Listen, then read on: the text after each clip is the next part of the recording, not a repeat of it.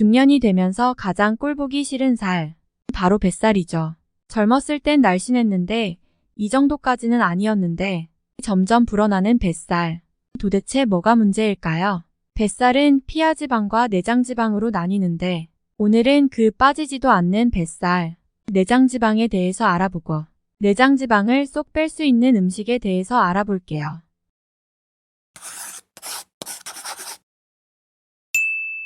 내장지방은 무엇일까요?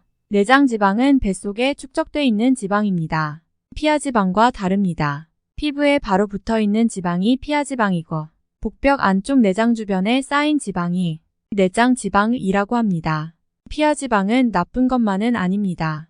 피하지방은 신체를 보호하고 피부를 재생하기도 하며 신체 면역력이나 호르몬 조절 등 우리 몸에서 반드시 필요한 도움을 줍니다.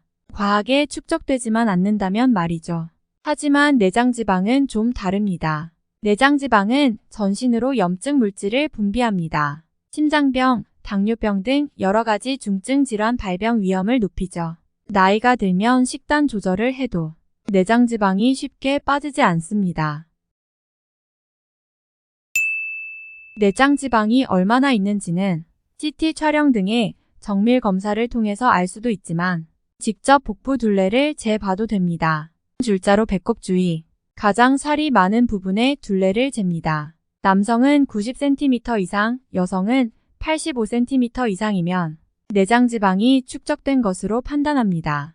지금 줄자를 가져와서 한번 재보세요. 내장지방이라 판단이 된다면 영상을 끝까지 시청해주세요. 내장지방을 태우려면 12시간 공복을 유지하라고 합니다. 젊은 사람들은 가능할 수도 있겠지만 12시간 동안 공복을 유지하는 게 쉬운 일은 아니죠. 내장지방은 도대체 왜 생길까요? 내장지방이 쌓이는 주요 원인은 폭식과 과식이 대부분인데요. 특히 술은 내장지방 축적의 주범입니다. 알코올 섭취량과 내장지방의 상관관계를 분석한 결과 알코올 섭취량이 많을수록 내장지방 양은 증가했습니다. 회식이나 모임 등 술을 많이 마시는 남성분들이 내장지방이 많을 수 있겠네요. 하루에 술 한두 잔은 심혈관 질환에 좋다고 알려져 있지만 연구에서는 하루 한두 잔 마셔도 내장지방 축적 위험이 높아졌다고 하네요. 술이 내장지방 분해를 막고 식욕을 촉진해서 더 많이 먹게 하기 때문이라고 합니다. 술을 별로 마시지 않는 중년 여성의 경우도 내장지방이 많이 생깁니다. 이는 폐경이 되면 내장지방 축적을 막는 여성 호르몬이 부족해지고 이 때문에 내장지방 축적이 가속화됩니다. 그러면 내장지방을 빼는 방법에는 어떤 것들이 있을까요? 아까 12시간 공복을 유지하는 걸 말씀드렸는데 이는 쉽지 않죠. 그렇다면 5가지 방법을 알려드릴게요. 첫째, 정제된 탄수화물을 줄이고 충분한 단백질을 섭취하는 걸 권장드립니다. 몸에서 근육량이 감소하게 되면 기초대사량이 줄어들기 때문에 내장지방 제거가 어렵습니다. 따라서 뱃살을 뺀다고 다이어트를 할 때는 무조건 굶는 방법이 아니라 단백질을 먹는 것이 중요합니다. 한 번에 소화, 흡수할 수 있는 양이 정해져 있기 때문에 아침, 점심, 간식, 저녁으로 4회씩 나누어 먹으면 좋습니다. 단백질이 풍부한 음식으로는 닭고기, 생선, 해산물, 콩, 두부, 달걀, 플레인 요거트 등이 있습니다. 둘째, 식습관 교정과 함께 운동이 중요합니다.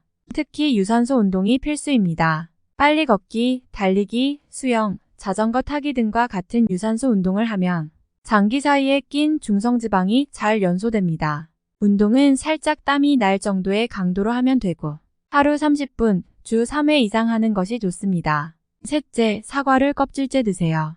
내장지방을 감소시키는 역할을 하는 과일 중에 대표적인 것이 바로 사과입니다. 사과에는 셀룰로스, 펙틴, 식이섬유가 함유되어 있습니다.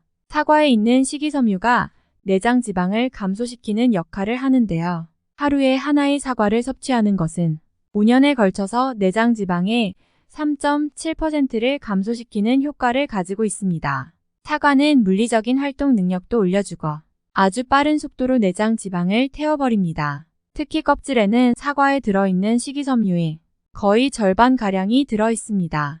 꼭 껍질째 드시기를 추천드려요. 넷째, 바나나를 드세요. 사과 다음으로 추천해드리는 과일은 바나나입니다. 바나나는 열량에 비해 영양소가 풍부해서 복부 비만 해소에 도움이 됩니다.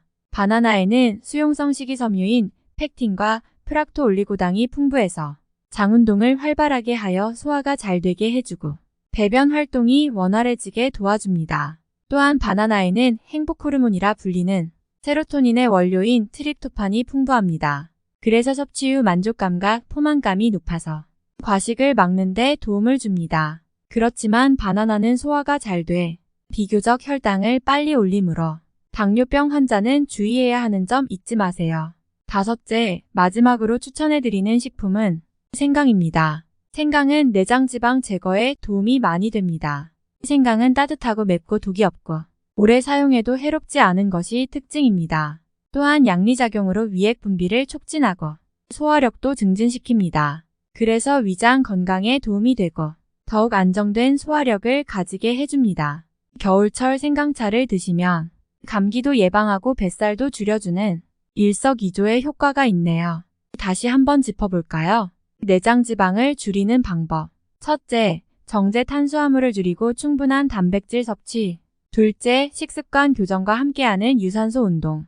셋째, 사과를 껍질째 먹는다. 넷째, 바나나로 배변 활동을 원활하게. 다섯째, 생강으로 안정된 소화력. 지금까지 내장지방의 위험성에 대해 알아보고 내장지방을 감소하는 방법에 대해서 알아보았습니다. 다음에 또 건강에 유용한 정보로 만나 뵐게요. 여러분의 건강하고 행복한 삶을 응원합니다.